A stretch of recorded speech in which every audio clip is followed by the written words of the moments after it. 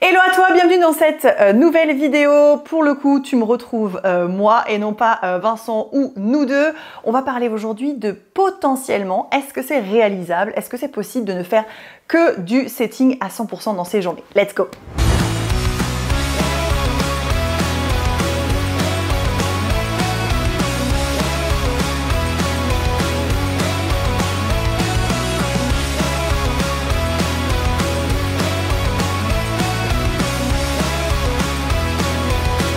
Alors, donc, tu l'as vu dans les précédentes vidéos, ou peut-être que tu t'es baladé sur notre chaîne, on te parle de setting. Donc, je te le rappelle, le setting, c'est prendre des rendez-vous de 15 minutes, ou en tout cas être au téléphone avec ton prospect pendant 15 minutes.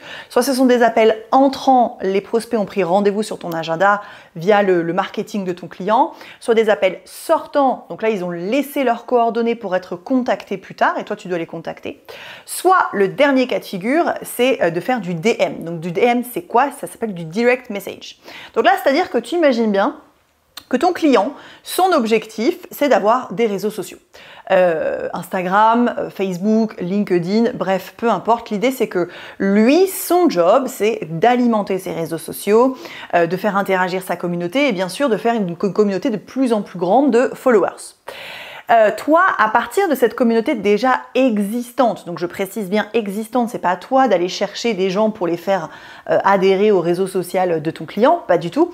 À partir de cette communauté existante, tu vas aller contacter les gens qui likent ou qui commentent les posts de ton client pour potentiellement la faire du setting. C'est quelque chose que tu peux faire 100% depuis ton smartphone. Ça veut dire que tu n'as pas besoin nécessairement d'être au téléphone avec les prospects. Donc, pour répondre de base à la question initiale, est-ce qu'on peut faire du setting à 100%? Je te dirais oui et non. Oui, si tu es là en complément de revenus, c'est-à-dire que tu es dispo 3 heures par jour à peu près, on fait une moyenne sur la semaine, mais en gros tu es dispo 3 heures par jour. Pour moi c'est ok, tu peux faire du setting, uniquement du setting, et au contraire c'est presque ce que je te conseille uniquement. Faire du closing en plus si tu es dispo que 3 heures par jour, ça va être un petit peu difficile dans ton agenda.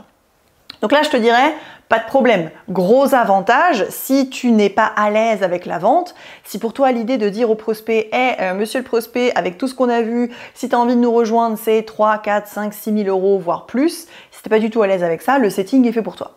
Donc ça, c'est déjà un premier avantage. Tu n'es pas obligé de vendre quelque chose, hein. Tu vends un rendez-vous, donc techniquement, tu n'encaisses rien, tu ne prends pas de carte bleue, tu prends juste des coordonnées.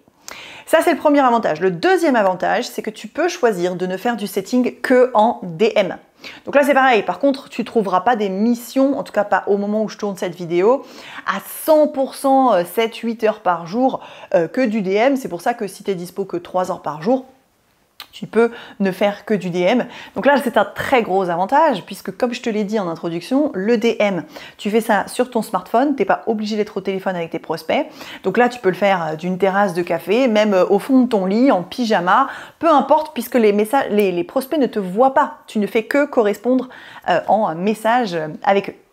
Par contre, là où je te dis non, pour moi, si tu es dispo à 100%, donc je sais pas moi, des journées de 7 heures par jour, faire que du setting, c'est possible. Donc dans ces cas-là, je te conseille de mixer les clients, ou en tout cas de mixer les responsabilités. Tu fais un peu de l'inbound, un peu de l'outbound, un peu du DM, et là, ça fonctionne. Par contre, c'est hyper énergivore. Dans une journée en setting, tu peux très bien avoir 50, 60 contacts avec tes prospects, plus toutes les relances, plus gérer ton CRM. Donc c'est hyper énergivore. Et puis, si tu n'es pas contre la vente, ou en tout cas si c'est ok pour toi, tu n'es pas mal à l'aise avec la vente, bah, je trouve ça un peu dommage parce que tu vas perdre la connexion. Dis-toi bien que tu es au téléphone avec ton prospect, ton objectif c'est de passer la balle, hein, un peu comme au foot, hein, tu passes la balle au closer, donc celui qui va marquer le but potentiellement, tu vois. Et donc tu loupes toute la connexion avec ton prospect, tu n'es qu'un relayeur. Donc si tu es à l'aise à 100% avec la vente et que c'est ok pour toi, moi je te conseille de peut-être commencer par le setting et ensuite de faire du closing et dans un troisième temps de cumuler les deux activités.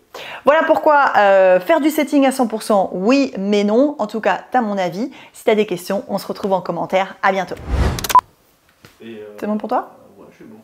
Allez, c'est parti. Ok, ça c'est fait. Next.